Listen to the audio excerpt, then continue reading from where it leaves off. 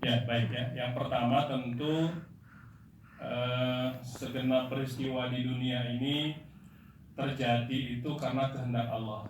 Gitu. Ya, jadi bukan kehendak manusia. Allah yang telah menetapkan gitu ya. Jadi kapan hari kiamat itu kan Allah rahasiakan waktunya.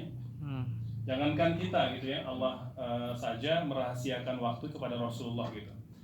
Jadi kekasihnya Allah, orang yang paling mulia, bahkan makhluk yang paling mulia. Kan Nabi Muhammad ini penghulunya manusia, penghulunya jin, penghulunya segenap makhluk yang Allah ciptakan. Beliau makhluk yang paling mulia. Nah, Nabi saja yang paling mulia itu nggak tahu kapan waktunya. Gitu.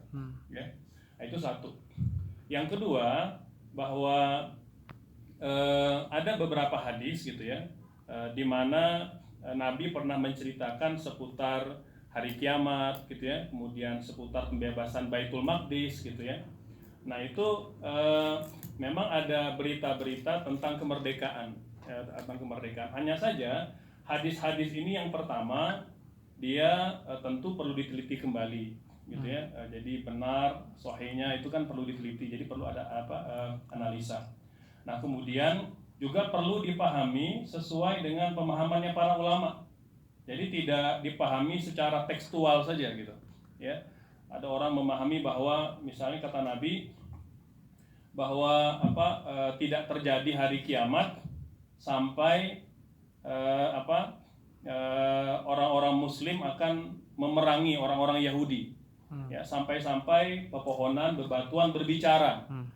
Bahkan mereka akan mengatakan, wahai Muslim, datanglah ke sini, ada Yahudi bersembunyi di balikku gitu ya.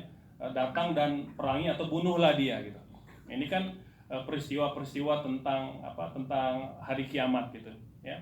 Hanya saja kan memang dia tidak disebutkan secara spesifik kapan waktunya, kapan terjadinya gitu ya. Oleh sebab itu kan kata Sufyan bin Uyainah ketika beliau mengajarkan umat masyarakat terkait dengan hadis, kata beliau, al-haditsu mudillatun illal fuqaha. Hadis itu dapat menyesatkan kalau dibaca oleh orang awam. Jadi hadis aja itu perlu dipahami dari perspektif yang benar, tidak dibaca tekstual gitu.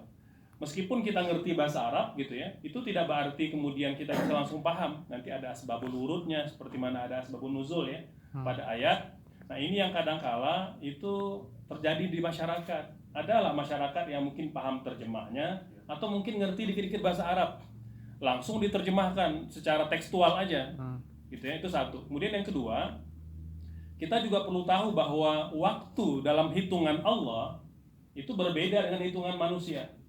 Ya, nah, contoh aja misalnya kan kata Nabi di antara tanda-tanda hari kiamat itu misalnya terjadi banyaknya perzinahan, terjadinya banyak minum khamar gitu ya. Artinya kan Nabi seolah mengatakan kalau sudah khamar itu banyak diminum, zina sudah banyak dilakukan, itu sudah dekat kiamat. Tapi dekatnya berapa? Hitungannya gitu. Padahal Nabi ngomong ini sudah lama. Bahkan Nabi juga mengatakan begini. Kata Nabi, hari kiamat dengan diutusnya aku itu seperti dua jari ini. Itu kata Nabi itu ya. Kata Nabi, jarak antara hari kiamat terjadi dengan datang atau dengan diutusnya aku itu dekatnya seperti dua jari ini.